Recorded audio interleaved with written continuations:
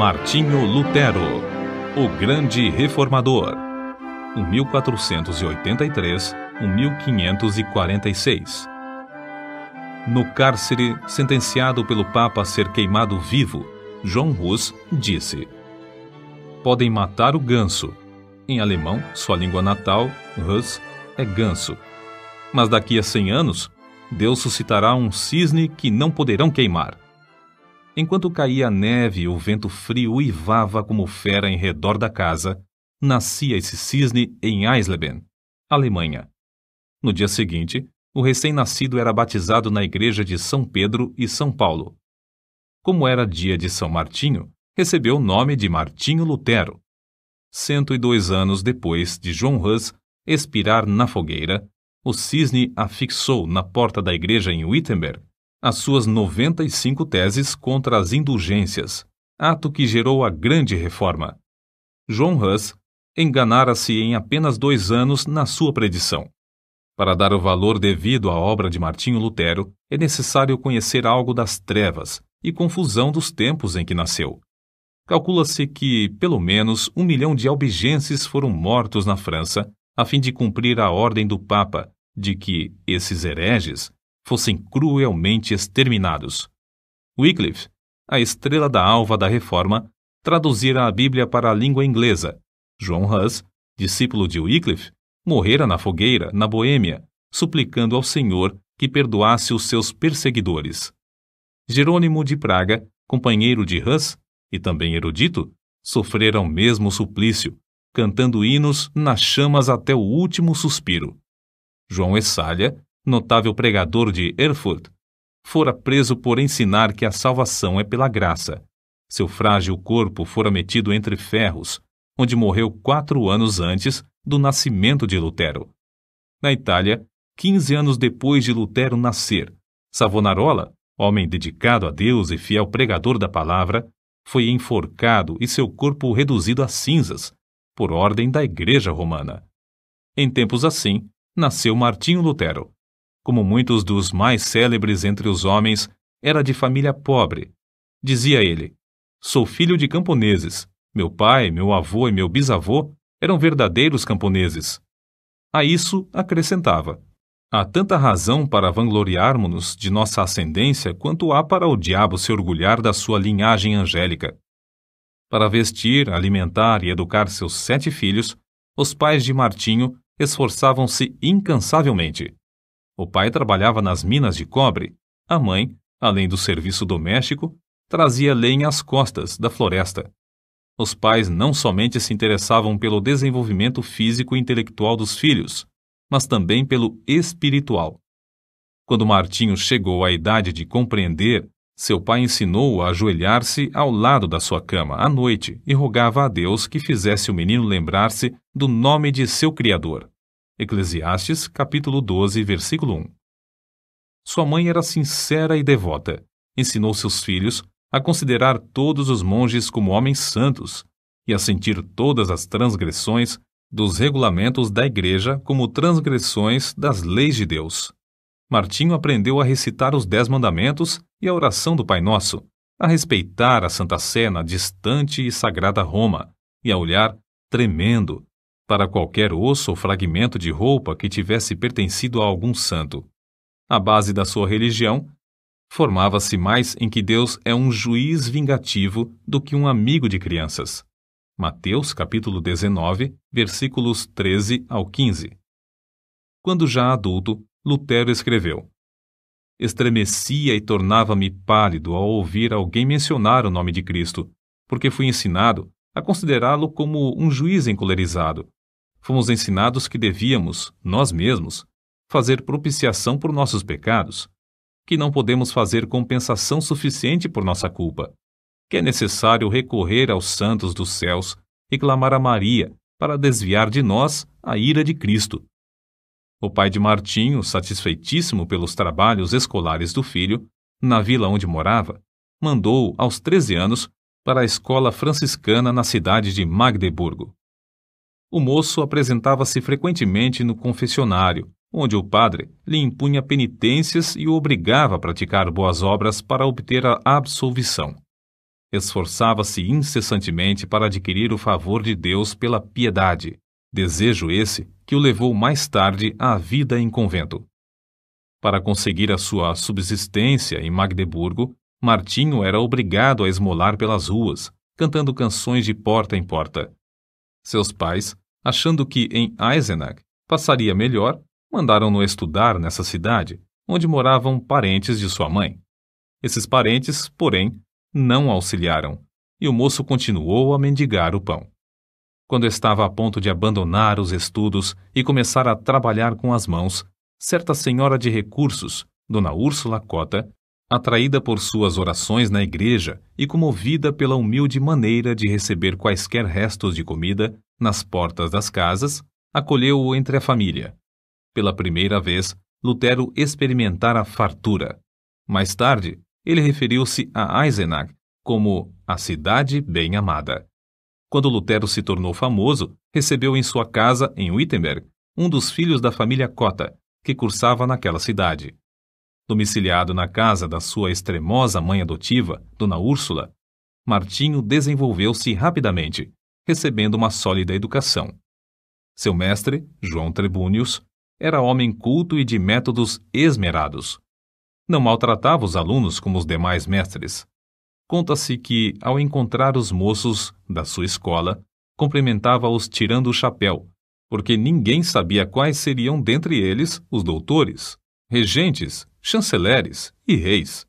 O ambiente da escola e no lar era-lhe favorável para produzir um caráter forte e inquebrantável, tão necessário para enfrentar os mais temíveis inimigos de Deus. Martinho Lutero era mais sóbrio e devoto que os demais rapazes da sua idade. Acerca desse fato, Dona Úrsula, na hora da morte, disse que Deus tinha abençoado seu lar grandemente desde o dia em que Lutero entrara em sua casa.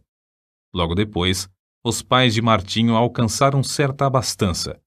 O pai alugou um forno para fundição de cobre e depois passou a possuir mais 2. Foi eleito vereador na sua cidade e começou a fazer planos para educar seus filhos. Mas Martinho nunca se envergonhou dos dias da sua provação e miséria. Antes, reconhecia que fora a mão de Deus dirigindo-o e qualificando-o para a sua grande obra. Como poderia alguém, depois de homem feito, encarar fiel e destacadamente as vicissitudes da vida, se não aprendesse por experiência enquanto jovem? Aos 18 anos, Martinho ansiava estudar numa universidade. Seu pai, reconhecendo a idoneidade do filho, enviou-o a Erfurt, o centro intelectual do país, onde cursavam mais de 1000 estudantes. O moço estudou com tanto afinco que, no fim do 3º semestre, obteve o grau de bacharel em filosofia. Com a idade de 21 anos, alcançou o 2º grau acadêmico e o de doutor em filosofia. Os estudantes, professores e autoridades prestaram-lhe significativa homenagem. Havia, dentro dos muros de Erfurt, 100 prédios que pertenciam à igreja, inclusive 8 conventos. Havia também uma importante biblioteca que pertencia à universidade, e ali Lutero passava todo o tempo de que podia dispor. Sempre suplicava fervorosamente a Deus que o abençoasse nos estudos. Dizia ele: orar bem é a melhor parte dos estudos. Acerca dele, escreveu certo colega: cada manhã ele precede seus estudos com uma visita à igreja e uma prece a Deus. Seu pai, desejoso de que seu filho se formasse em direito e se tornasse célebre, comprou-lhe a caríssima obra Corpus Juris. Mas a alma de Lutero suspirava por Deus, acima de todas as coisas. Vários acontecimentos influenciaram-no a entrar para a vida monástica, passo que entristeceu profundamente seu pai e horrorizou seus companheiros de universidade. Primeiro, achou na biblioteca o maravilhoso livro dos livros, a Bíblia completa, em latim. Até aquela ocasião, supunha que as pequenas porções escolhidas pela igreja para serem lidas aos domingos constituíssem o todo da palavra de Deus. Depois de uma longa leitura, exclamou: "Oh, se a providência me desse um livro como este, só para mim!" Continuando a ler as Escrituras, seu coração começou a perceber a luz, e a sua alma a sentir ainda mais sede de Deus. A essa altura, quando se bacharelou, os estudos custaram-lhe uma doença que o levou às portas da morte. Assim, a fome pela palavra de Deus ficou ainda mais enraizada no coração de Lutero.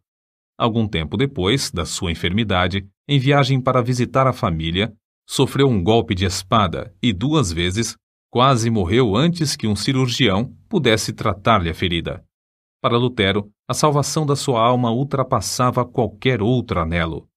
Certo dia, um de seus íntimos amigos da universidade foi assassinado. Ah! Exclamou Lutero, horrorizado. O que seria de mim se eu tivesse sido chamado desta para outra vida tão inopinadamente? Mas, de todos esses acontecimentos, o que mais o abalou em espírito foi o que experimentou durante uma terrível tempestade quando voltava de visitar seus pais. Não havia abrigo próximo. Os céus estavam em brasa. Os raios rasgavam as nuvens a cada instante. De repente, um raio caiu ao seu lado. Lutero, tomado de grande susto e sentindo-se perto do inferno, prostrou-se gritando: Santana, salva-me, e tornar-me-ei monge. Lutero chamava esse incidente a minha estrada, caminho de Damasco, e não tardou em cumprir a sua promessa feita a Santana. Convidou então os seus colegas para cearem com ele. Depois da refeição, enquanto eles se divertiam com palestras e música, repentinamente anunciou-lhes que dali em diante poderiam considerá-lo como morto, pois ia entrar para o convento. Debalde os seus companheiros procuraram dissuadi-lo do seu plano. Na escuridão daquela mesma noite, o moço, antes de completar 22 anos, dirigiu-se ao convento dos agostinianos e bateu. A porta abriu-se e Lutero entrou. O professor admirado e festejado, a glória da universidade, aquele que passara os dias e as noites curvado sobre os livros, tornara-se irmão agostiniano. O mosteiro dos agostinianos era o melhor dos claustros de Erfurt. Seus monges eram os pregadores da cidade, estimados por suas obras entre os pobres e oprimidos. Nunca houve naquele convento um monge mais submisso, mais devoto, mais piedoso do que Martinho Lutero.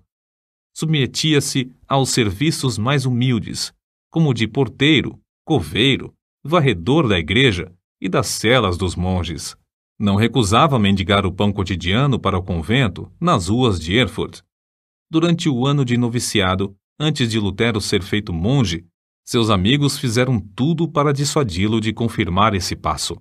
Os companheiros, os quais convidara para a ceia e anunciara a intenção de ser monge, ficaram no portão do convento 2 dias, esperando que ele voltasse. Seu pai, vendo que seus rogos eram inúteis e que todos os seus anelantes planos acerca do filho iam fracassar, quase enlouqueceu. Assim se justificou Lutero. Fiz a promessa a Santana para salvar a minha alma. Entrei para o convento e aceitei esse estado espiritual somente para servir a Deus e ser-lhe agradável durante a eternidade. Quão grande, porém, era a sua ilusão, depois de procurar crucificar a carne pelos jejuns prolongados, pelas privações mais severas e com vigílias sem conta, achou que, embora encarcerado na sua cela, tinha ainda de lutar contra os maus pensamentos. Sua alma clamava: dá-me santidade ou morro por toda a eternidade. Leva-me ao rio de água pura, e não a estes mananciais de águas poluídas. Traze-me as águas da vida, que saem do trono de Deus. Certo dia, Lutero achou na biblioteca do convento uma velha Bíblia, latina, presa à mesa por uma cadeia.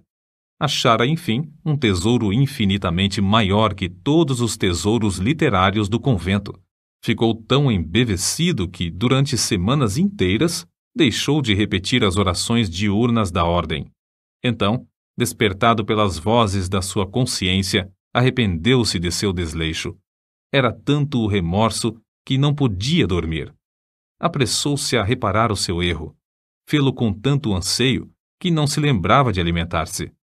Então, enfraquecidíssimo por tantos jejuns e vigílias, sentiu-se oprimido pelas apreensões até perder os sentidos e cair por terra. Aí os outros monges o acharam, admirados novamente de sua excepcional piedade. Lutero somente voltou a si depois de um grupo de coristas o haver rodeado, cantando.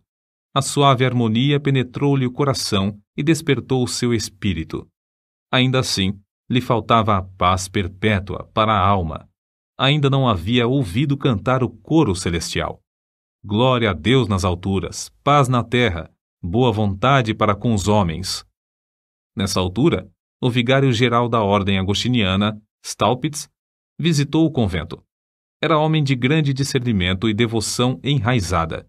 Compreendendo logo o problema do jovem monge, ofereceu-lhe uma Bíblia na qual Lutero leu que o justo viverá da fé. Por quanto tempo tinha ele anelado! Oh, se Deus me desse um livro destes só para mim! Agora ele o possuía. Na Bíblia achou grande consolação, mas a leitura não podia completar-se em um dia. Ficou mais determinado do que nunca a alcançar paz para sua alma, na vida monástica, jejuando e passando noites a fio sem dormir. Gravemente enfermo, exclamou: os meus pecados, os meus pecados! Apesar de sua vida ter sido livre de manchas, como ele afirmava e outros testificavam, sentia sua culpa perante Deus, até que um velho monge lembrou-lhe uma palavra do credo: creio na remissão dos pecados.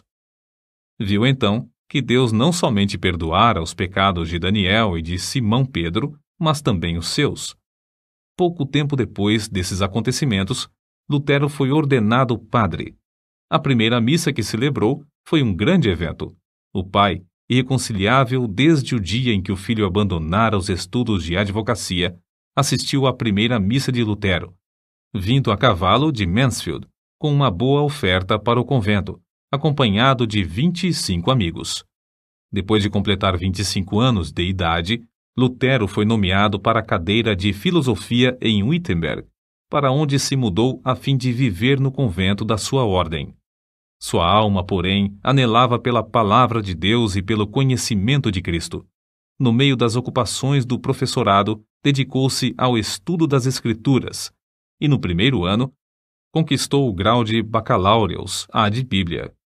Sua alma ardia com o fogo dos céus. De todas as partes acorriam multidões para ouvir os seus discursos, os quais fluíam abundante e vivamente do seu coração, sobre as maravilhosas verdades reveladas nas Escrituras. Um dos mais afamados professores de Leipzig, conhecido como Luz do Mundo, disse: este frade há de envergonhar todos os doutores. Há de propalar uma doutrina nova e reformar toda a igreja, porque ele se baseia na palavra de Cristo, palavra à qual ninguém no mundo pode resistir e que ninguém pode refutar, mesmo atacando-a com todas as armas da filosofia. Um dos pontos iluminantes da biografia de Lutero é a sua visita a Roma. Havia surgido uma disputa renhida entre 7 conventos dos agostinianos, os quais decidiram deixar os pontos de dissidência para o Papa resolver. Lutero, sendo o homem mais hábil e eloquente, além de altamente apreciado e respeitado por todos os que o conheciam, foi escolhido para representar o seu convento em Roma. Fez a viagem a pé, acompanhado de outro monge. Nesse tempo, Lutero ainda continuava a dedicar-se fiel e inteiramente à Igreja Romana. Quando, por fim, chegaram ao ponto da estrada onde se avistava a famosa cidade, Lutero caiu em terra e exclamou: saúdo-te, santa cidade! Os 2 monges passaram um mês em Roma, visitando os vários santuários e os lugares de peregrinação. Lutero celebrou missa 10 vezes. Lastimou, ao mesmo tempo, que seus pais ainda não tivessem morrido a fim de poder resgatá-los do purgatório. Um dia, subindo a santa escada de joelhos, desejando a indulgência que o chefe da igreja prometia por esse ato, ressoaram nos seus ouvidos, como voz de trovão, as palavras de Deus: o justo viverá da fé. Lutero ergueu-se e saiu envergonhado. Depois da corrupção generalizada que viu em Roma, sua alma aderiu à Bíblia mais que nunca. Ao chegar novamente ao seu convento, o vigário-geral insistiu em que desse os passos necessários para obter o título de doutor, com o qual teria o direito de pregar. Lutero, porém, reconhecendo a grande responsabilidade perante Deus e não querendo ceder, disse: Não é de pouca importância que o homem fale em lugar de Deus. Ah, senhor doutor, fazendo isso, me tirais a vida, não resistirei mais que 3 meses. O vigário-geral respondeu-lhe: seja assim, em nome de Deus, pois o Senhor Deus também necessita nos céus de homens dedicados e hábeis. O coração de Lutero, elevado à dignidade de doutor em teologia, abrasava-se ainda mais do desejo de conhecer as Sagradas Escrituras e foi nomeado pregador da cidade de Wittenberg. Os livros que estudou e as margens cheias de anotações que escreveu em letras miúdas servem aos eruditos atuais como exemplo de como cuidadosa e minuciosamente estudava tudo em ordem. Acerca da grande transformação da sua vida nesse tempo, ele mesmo escreve: desejando ardentemente compreender as palavras de Paulo, comecei o estudo da Epístola aos Romanos. Porém, logo no primeiro capítulo, consta que a justiça de Deus se revela no Evangelho. Versículos 16 e 17. Eu detestava as palavras "a justiça de Deus", porque, conforme foi ensinado, eu a considerava como um atributo do Deus Santo, que o leva a castigar os pecadores. Apesar de viver irrepreensivelmente como monge, a consciência perturbada me mostrava que era pecador perante Deus. Assim, odiava a um Deus justo que castiga os pecadores. Senti-me ferido de consciência, revoltado intimamente. Contudo, voltava sempre para o mesmo versículo, porque queria saber o que Paulo ensinava. Depois de meditar sobre esse ponto durante muitos dias e noites, Deus, na sua graça, me mostrou a palavra: o justo viverá da fé. Vi então que a justiça de Deus, nesta passagem, é a justiça que o homem piedoso recebe de Deus, pela fé como dádiva. Dessa forma, a alma de Lutero saiu da escravidão. A respeito disso, ele mesmo escreveu: então, me achei recém-nascido e no paraíso. Todas as Escrituras tinham para mim outro aspecto. Perscrutava-as para ver tudo quanto ensinam sobre a justiça de Deus. Antes, estas palavras eram-me detestáveis. Agora, as recebo com o mais intenso amor. A passagem me servia como a porta do paraíso. Depois dessa experiência, pregava diariamente. Em certas ocasiões, pregava até 3 vezes ao dia, conforme ele mesmo conta. O que o pasto é para o rebanho, a casa para o homem, o ninho para o passarinho, a penha para a cabra montês, o arroio para o peixe, a Bíblia é para as almas fiéis. A luz do Evangelho, por fim, tomara o lugar das trevas, e a alma de Lutero abrasava por conduzir os seus ouvintes ao Cordeiro de Deus, que tira todo o pecado. Lutero levou o povo a considerar a verdadeira religião, não como uma mera profissão ou sistema de doutrinas, mas como vida em Deus.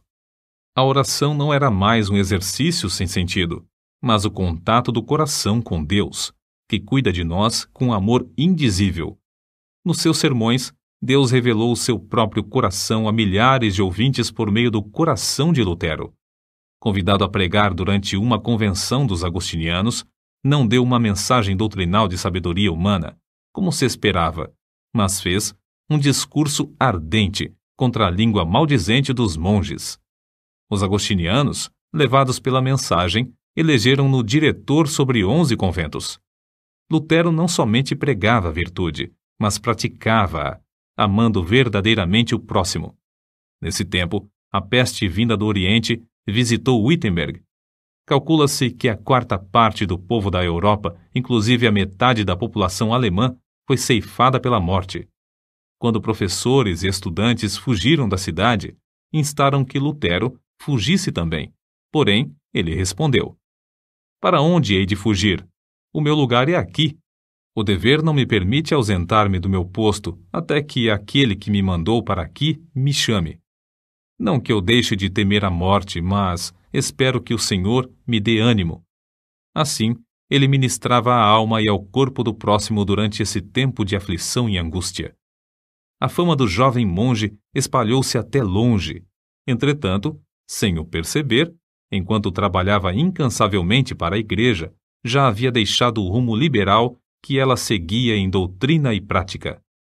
Em outubro de 1517, Lutero afixou à porta da igreja do castelo, em Wittenberg, as suas 95 teses, cujo teor resume-se em que Cristo requer o arrependimento e a tristeza pelo pecado, e não a penitência. Lutero as afixou para um debate público, na porta da igreja, como era costume nesse tempo. Mas as proposições, escritas em latim, foram logo traduzidas para o alemão, holandês e espanhol. Antes de decorrido um mês, para surpresa de Lutero, já estavam na Itália fazendo estremecer os alicerces do velho edifício de Roma. Foi do ato de pregar em lugar público as 95 teses que nasceu a Reforma, isto é, que tomou forma o grande movimento de almas que em todo o mundo ansiavam voltar para a fonte pura, a palavra de Deus. Contudo, Lutero não tencionara atacar a Igreja Romana. Antes, pensou em fazer a defesa do Papa contra os vendedores de indulgências. Em agosto de 1518, Lutero foi chamado a Roma para responder a uma denúncia de heresia. Frederico, entretanto, um dos que o elegeram para assumir a direção dos conventos, não consentiu que fosse levado para fora do país. Sendo assim, foi intimado a apresentar-se em Augsburgo. Eles te queimarão vivo, insistiram seus amigos. Lutero, porém, respondeu resolutamente: se Deus sustenta a causa, ela será sustentada. A ordem do núncio do Papa em Augsburgo foi: retrata-se ou não voltará daqui. Contudo, Lutero conseguiu fugir passando por uma pequena cancela no muro da cidade, na escuridão da noite. Ao chegar de novo em Wittenberg, um ano depois de afixar as teses, era o homem mais popular em toda a Alemanha. Não havia jornais nesse tempo, mas fluíam da pena de Lutero respostas a todos os seus críticos, as quais eram publicadas em folhetos.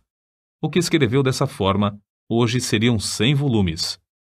O célebre Erasmo, da Holanda, assim escreveu a Lutero: seus livros estão despertando todo o país. Os mais eminentes da Inglaterra gostam de seus escritos. Quando a bula de excomunhão enviada pelo Papa chegou em Wittenberg, Lutero respondeu com um tratado dirigido ao Papa Leão X, exortando, no nome do Senhor, a que se arrependesse. A bula do Papa foi queimada fora do muro da cidade de Wittenberg, perante grande ajuntamento do povo. Assim escreveu Lutero ao vigário-geral. No momento de queimar a bula, estava tremendo e orando, mas agora estou satisfeito de ter praticado este ato enérgico. Lutero não esperou até que o Papa o excomungasse, mas deu logo o pulo da Igreja Romana para a Igreja do Deus vivo. Nesse ínterim, o imperador Carlos V, que ia convocar sua primeira dieta, Assembleia Política, na cidade de Worms, queria que Lutero comparecesse para responder pessoalmente aos seus acusadores. Os amigos de Lutero insistiam em que se recusasse a ir. Não fora John Hus entregue a Roma para ser queimado apesar da garantia de vida por parte do imperador? Mas em resposta a todos os que se esforçavam por dissuadi-lo de comparecer perante seus terríveis inimigos, Lutero, fiel à chamada de Deus, respondeu: ainda que haja em Worms tantos demônios quantas sejam as telhas nos telhados, confiando em Deus, eu aí entrarei. Depois de dar ordens acerca do trabalho, no caso de ele não voltar, partiu. Na sua viagem para Worms, o povo afluía em massa para ver o grande homem que teve coragem de desafiar a autoridade do Papa. Em Mora, pregou ao ar livre, porque as igrejas não mais comportavam as multidões que queriam ouvir seus sermões. Ao avistar as torres das igrejas de Worms, levantou-se na carroça em que viajava e cantou o hino de sua autoria, Ein feste Berg, Castelo Forte, que se tornaria o mais famoso da Reforma. Ao entrar, por fim, na cidade, estava acompanhado de uma multidão muito maior do que a que fora ao encontro de Carlos V.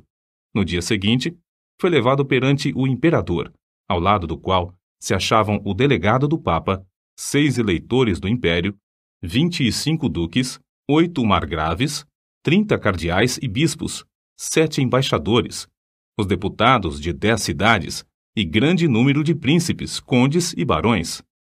É fácil imaginar que o reformador era um homem de grande coragem e de físico forte para enfrentar tantas feras que ansiavam despedaçar-lhe o corpo. A verdade é que passara uma grande parte da vida afastado dos homens, e mais ainda, achava-se fraco da viagem durante a qual foi necessário que um médico o atendesse. Entretanto, mostrou-se corajoso, não em sua própria força, mas no poder de Deus. Sabendo que tinha de comparecer perante uma das mais imponentes assembleias de autoridades religiosas e civis de todos os tempos, Lutero passou a noite anterior em vigília.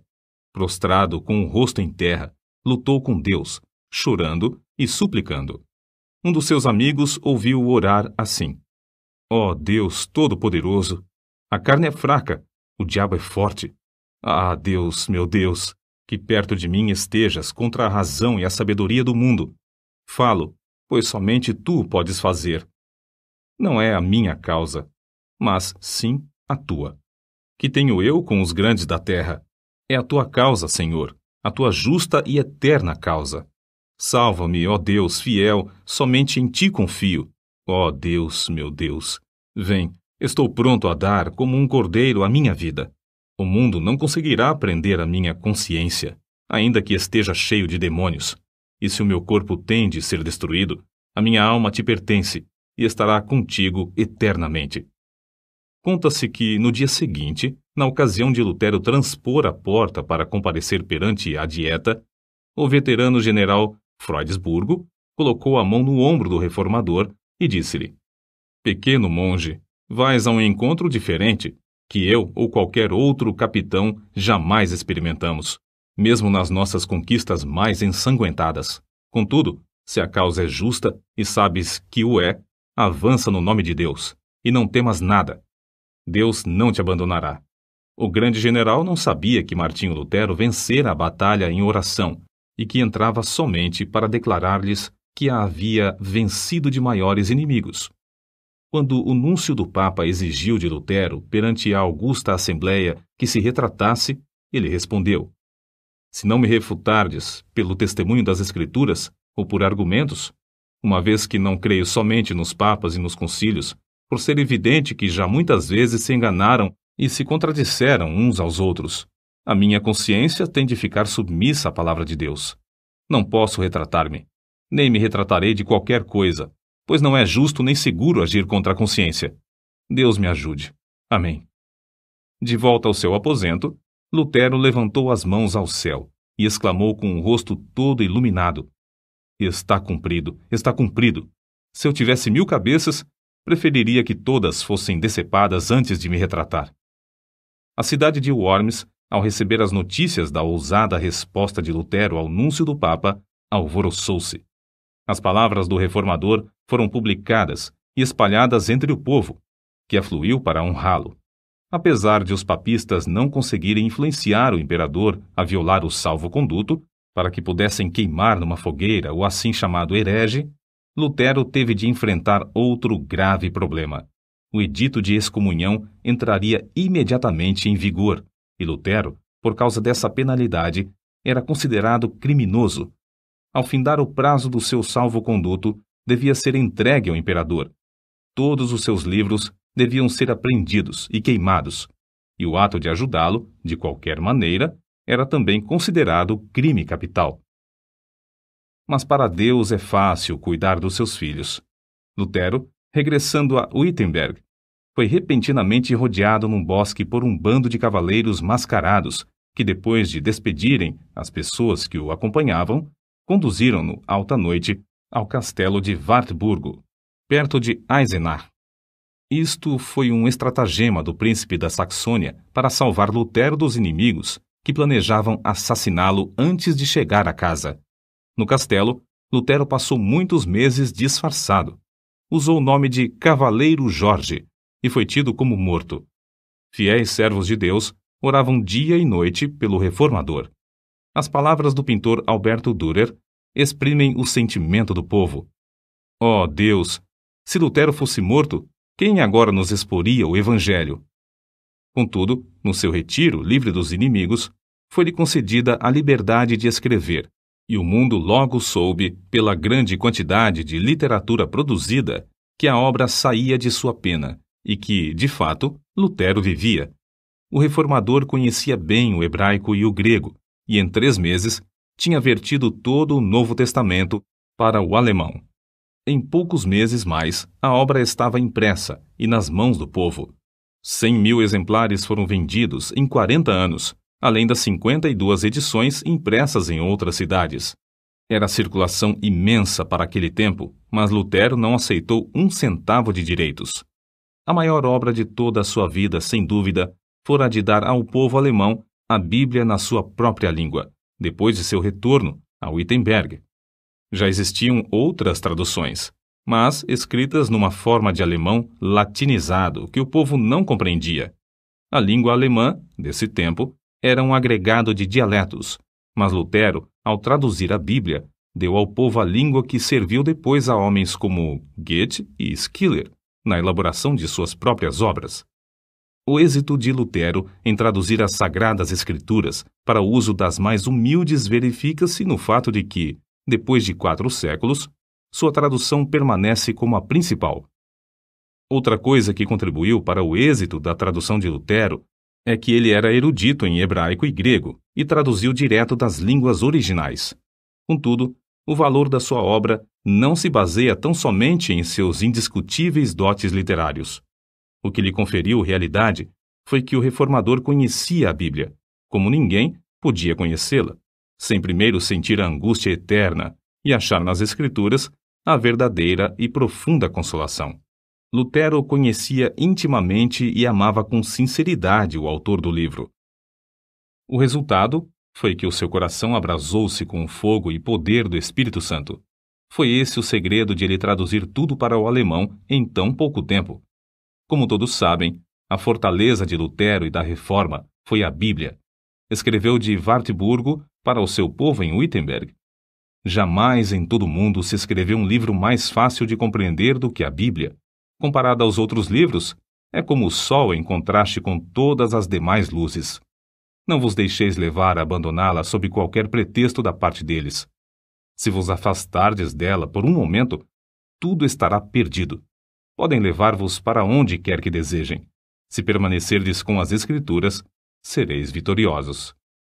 Depois de abandonar o hábito de monge, Lutero resolveu deixar por completo a vida monástica, casando-se com Catarina von Bora, freira que também saíra do claustro por ver que tal vida é contra a vontade de Deus.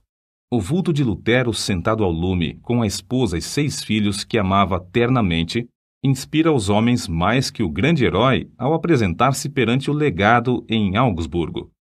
Nos cultos domésticos, a família rodeava um harmônio, com o qual louvavam a Deus juntos. O reformador lia o livro que traduzira para o povo, e depois louvavam a Deus e oravam, até sentirem a presença divina entre eles. Havia entre Lutero e sua esposa profundo amor, de um para com o outro. São de Lutero estas palavras: Sou rico. Deus me deu a minha freira e 3 filhos. Não me importo das dívidas. Catarina paga tudo. Catarina von Bora era estimada por todos. Alguns, de fato, censuravam-na porque era demasiado econômica. Mas que teria acontecido a Martinho Lutero e à família se ela tivesse feito como ele? Dizia-se que ele, aproveitando-se da doença dela, cedeu seu prato de comida a certo estudante que estava com fome. Não aceitava um kreuzer, moeda, dos seus alunos, e recusava vender seus escritos, deixando todo o lucro para os tipógrafos. Nas suas meditações sobre as Escrituras, muitas vezes se esquecia das refeições. Ao escrever o comentário sobre o Salmo 23, passou 3 dias no quarto comendo somente pão e sal. Quando a esposa chamou um serralheiro e quebraram a fechadura, acharam-no escrevendo, mergulhado em pensamentos e esquecido de tudo em redor. É difícil concebermos a magnitude das coisas que devemos atualmente a Martinho Lutero. O grande passo que deu para que o povo ficasse livre para servir a Deus, como ele mesmo ensina, está além da nossa compreensão. Era grande músico e escreveu alguns dos hinos mais espirituais cantados atualmente. Compilou o primeiro inário e inaugurou o costume de todos os participantes dos cultos cantarem juntos. insistiu em que não somente os do sexo masculino, mas também os do feminino, fossem instruídos, tornando-se, assim, o pai das escolas públicas. Antes dele, o sermão dos cultos era de pouca importância, mas Lutero fez do sermão a parte principal do culto. Ele mesmo serviu de exemplo para acentuar esse costume. Era pregador de grande porte. Considerava-se como sendo nada, mas a mensagem saía-lhe do íntimo do coração, e o povo sentia a presença de Deus. Em Zwickau, pregou a um auditório de 25.000 pessoas na praça pública. Calcula-se que tenha escrito 180 volumes na língua materna e quase um número igual em latim. Apesar de sofrer de várias doenças, sempre se esforçava dizendo: se eu morrer na cama, será uma vergonha para o Papa. Os homens geralmente querem atribuir o grande êxito de Lutero à sua extraordinária inteligência e aos seus destacados dons. O fato é que Lutero também tinha o costume de orar horas a fio. Dizia que se não passasse 2 horas de manhã orando, receava que Satanás ganhasse a vitória sobre ele durante o dia. Certo biógrafo seu escreveu: o tempo que ele passa em oração produz o tempo para tudo o que faz. O tempo que passa com a palavra vivificante enche-lhe o coração até transbordar em sermões, correspondência e ensinamentos.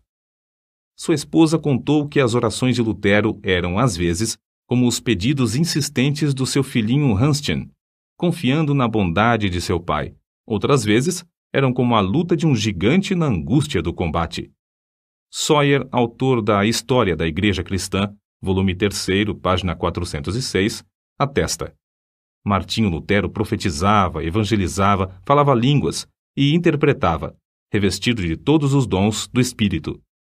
Com 62 anos de vida, pregou seu último sermão sobre a seguinte passagem: ocultaste estas coisas aos sábios instruídos e as revelaste aos pequeninos. No mesmo dia, escreveu para a sua querida Catarina: lança o teu cuidado sobre o Senhor, e ele te susterá. Amém. Essas palavras constam da última carta que escreveu. Vivia sempre esperando que o Papa conseguisse executar a repetida ameaça de queimá-lo vivo. Contudo, não era essa a vontade de Deus. Cristo o chamou enquanto sofria de um ataque do coração em Eisleben, cidade onde nascera. São estas as últimas palavras de Lutero: vou render o espírito. Então, louvou a Deus em alta voz: ó meu Pai Celeste, meu Deus, meu Pai de nosso Senhor Jesus Cristo, em quem creio e a quem preguei e confessei, amei e louvei. Ó meu querido Senhor Jesus Cristo, encomendo-te a minha pobre alma. Ó meu Pai Celeste, em breve tenho de deixar este corpo, mas sei que ficarei eternamente contigo e que ninguém me pode arrebatar das tuas mãos. Então, depois de recitar João, capítulo 3, versículo 16, 3 vezes, repetiu as palavras: Pai, em tuas mãos entrego meu espírito, pois tu me resgataste, Deus fiel. Assim, fechou os olhos e adormeceu. Um imenso cortejo de crentes que o amavam ardentemente, com 50 cavaleiros à frente, saiu de Eisleben para Wittenberg. Passando pela porta da cidade onde o reformador queimara a bula de excomunhão, entrou pelas portas da igreja onde, há 29 anos, afixara suas 95 teses. No culto fúnebre, Bugenhagen, o pastor, e Melanchthon, inseparável companheiro de Lutero, discursaram. Depois, abriram a sepultura, preparada ao lado do púlpito, e ali depositaram o corpo. 14 anos depois, o corpo de Melanchthon achou descanso no outro lado do púlpito. Em redor dos dois, jazem os restos mortais de mais de 90 mestres da universidade. As portas da igreja do castelo, destruídas pelo fogo no bombardeio de Wittenberg em 1760, foram substituídas por portas de bronze em 1812, nas quais estão gravadas as 95 teses. Contudo, este homem que perseverou em oração deixou gravadas, não no metal que perece, mas em centenas de milhões de almas imortais, a palavra de Deus, que dará fruto para toda a eternidade. Nota: os albigenses são considerados os heréticos de maior importância dentro da Igreja Católica durante a Idade Média. Devem seu nome à cidade de Albi, na França.